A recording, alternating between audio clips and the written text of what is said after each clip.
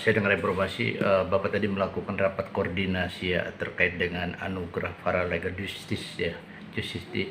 Nah, sampai sejauh mana ya untuk bagi para desa itu? Ya, benar tadi telah dilaksanakan rapat untuk keperluan para lega Jasiwan, di mana ada surat dari Kementerian Hukum dan HAM PPHN nomor PHN HN titik 04-03-67 tanggal 3 Maret tahun 2023, di mana dalam surat tersebut disebutkan bahwasanya akan diadakan kegiatan berupa paralegal Jasiwan dan penganugerahan Anubuah Sasana Desa Jagadita. Nah, maksud Pak anugerahan Anabuah ini apa Bang? Anabuah?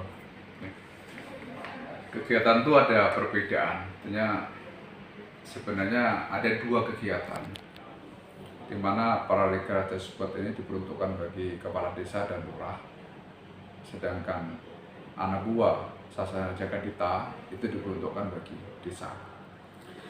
Untuk paralegal Jasiwan ini diperuntukkan bagi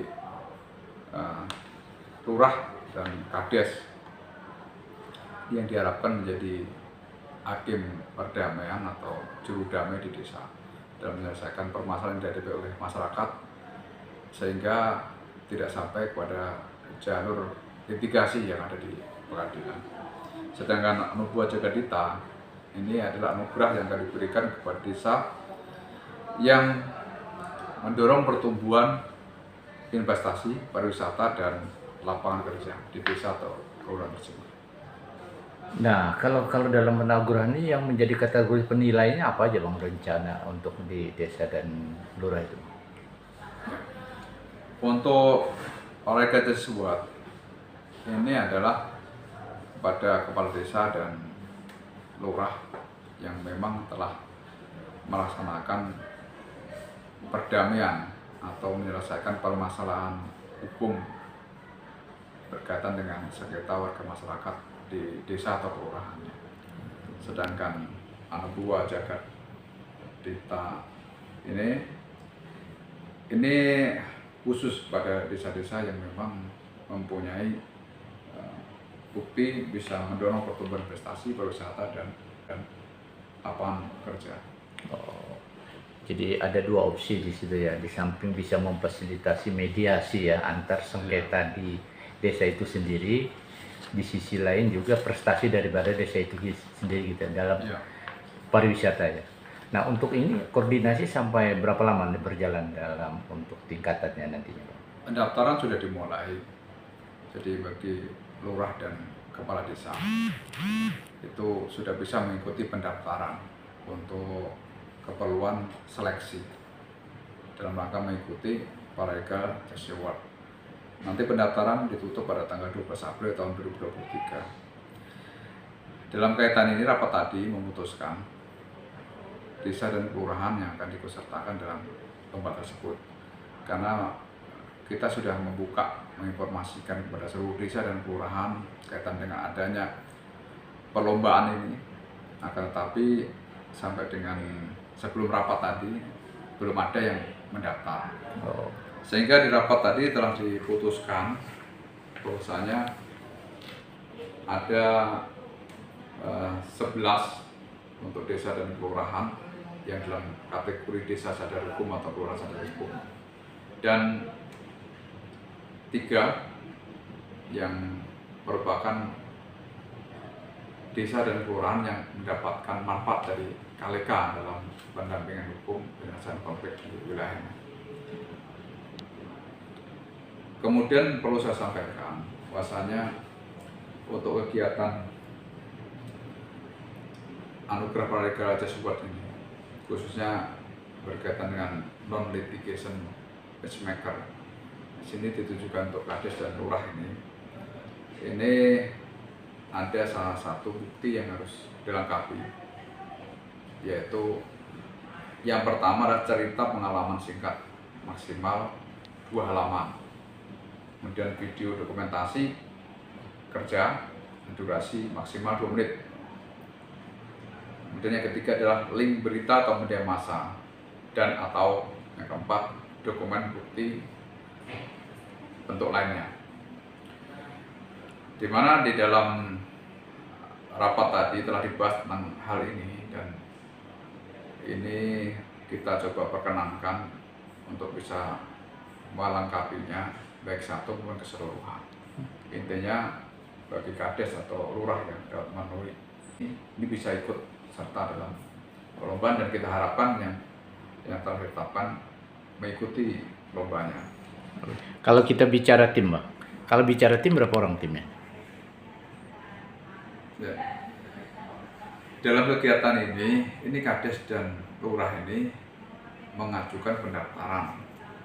Pemerintah daerah hanya mendampingi. Nah, di sini yang ditunjuk oleh Bapak Sekda adalah Kepala Dinas PMD dan bagian hukum. Tetapi dalam rapat tadi kami melibatkan camat, Sekobar. Jadi bagaimana camat juga ikut mendampingi kegiatan yang akan dilakukan oleh kades atau lurah di wilayahnya. Ya baik, ini saya tambahkan ya, berkaitan dengan desa atau kelurahan yang sudah ditetapkan sebagai desa sadar hukum. Ini bisa saya sebutkan.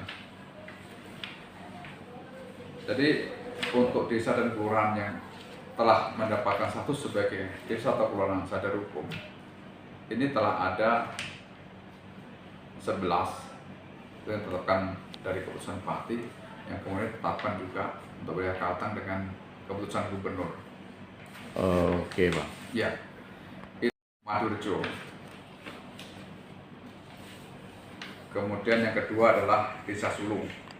Yang ketiga Kelurahan Kota Waring Hilir. Keempat Kelurahan Candi.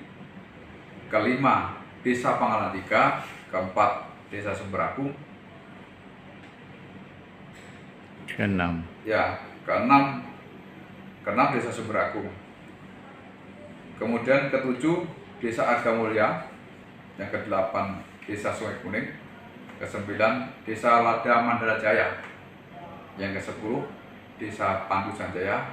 Dan yang ke-11 adalah Desa KDP Atas.